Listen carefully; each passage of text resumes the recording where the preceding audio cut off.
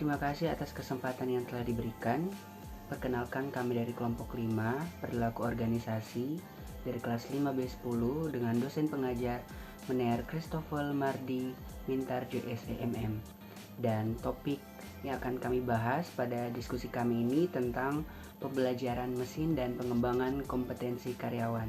Adapun kami akan masuk ke dalam topik yang ada, namun sebelum itu saya akan memperkenalkan kelompok kami terlebih dahulu. Kami terdiri dari 6 orang. Yang pertama ada Afrilia Pirasa, yang kedua ada saya sendiri Owen Steve Sirambang, ada Koinania Tires, ada Norman Oleh, ada Christopher Sore, dan Vanessa Kurniadi. Baiklah, topik pertama yang kami bahas yaitu tentang pelatihan dan pengembangan sumber daya manusia. Pelatihan dan pengembangan sumber daya manusia adalah yang berkaitan dengan pengembangan kompetensi pegawai. Pelatihan dan pengembangan merupakan upaya untuk meningkatkan kompetensi pegawai dan kinerja organisasi melalui kegiatan yang terencana. Adapun topik kedua yang akan kami bahas yaitu berhubungan dengan pelatihan dan pengembangan. Pelatihan atau yang disebut dengan training menekankan peningkatan keterampilan khusus untuk pekerjaan saat ini, sedangkan pengembangan menekankan peningkatan pengetahuan untuk pekerjaan di masa yang akan datang.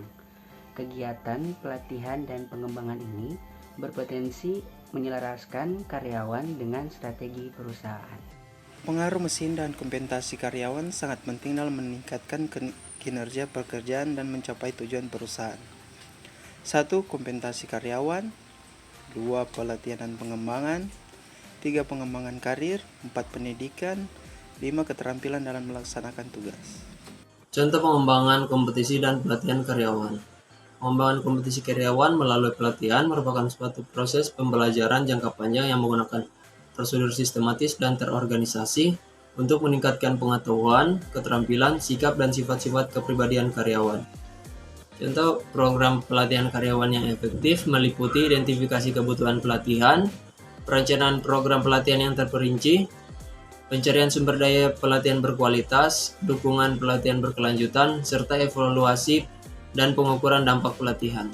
Dampak pembelajaran dan pengembangan kompetensi karyawan. Dampak pembelajaran dan pengembangan kompetensi karyawan merupakan isu penting yang perlu diperhatikan dalam konteks perusahaan. Dan dampak tersebut terdiri dalam beberapa contoh sebagai berikut. Yang pertama ada peningkatan produktivitas kerja, yang kedua meningkatkan kualitas kompetensi, yang ketiga meningkatkan karir, yang keempat meningkatkan kesediaan kerjasama, dan yang terakhir meningkatkan daya saing. Analisis. Pengelolaan pelatihan berbasis kompetensi bertujuan untuk memberikan kontribusi terhadap kinerja perusahaan dan mengurangi biaya pengobatan yang dikeluarkan perusahaan. Metode penelitian umum yang digunakan dalam pelatihan dan analisis pengembangan karyawan adalah kualitas dengan pendekatan studi deskriptif. Penelitian ini melibatkan pengumpulan data melalui observasi, wawancara, dan dokumentasi. Dalam rangkaian informasi, pemahaman, pengetahuan, keterampilan atau kompetensi, metode ceramah hanya efektif jika berusaha menyampaikan informasi atau pemahaman intelektual sebagai bagian dari proses pembelajaran. Ya, berdasarkan hasil kami dapat disimpulkan bahwa pelatihan dan pengembangan merupakan fungsi penting dari manajemen pada perusahaan dan organisasi. Pelatihan berbasis kompetensi ini merupakan pendekatan yang efektif untuk mengembangkan keterampilan karyawan dan meningkatkan produktivitas. Penyelenggaraan program pelatihan ini juga harus mencakup perencanaan, desain kurikulum, dan rekrutmen peserta.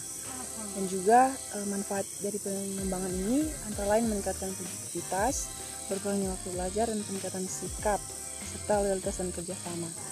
Nah, komitmen konsistensi keterlibatan staf sumber daya manusia ini sangat penting untuk mendukung kompetensi sumber daya manusia dalam mengelola organisasi bisnis yang berkelanjutan.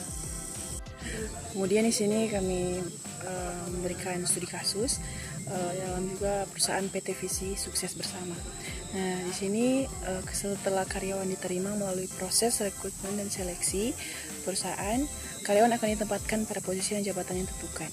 Seringkali terjadi pada karyawan yang baru bahwa kemampuan dan keterampilan yang mereka miliki belum sesuai dengan yang diharapkan oleh perusahaan.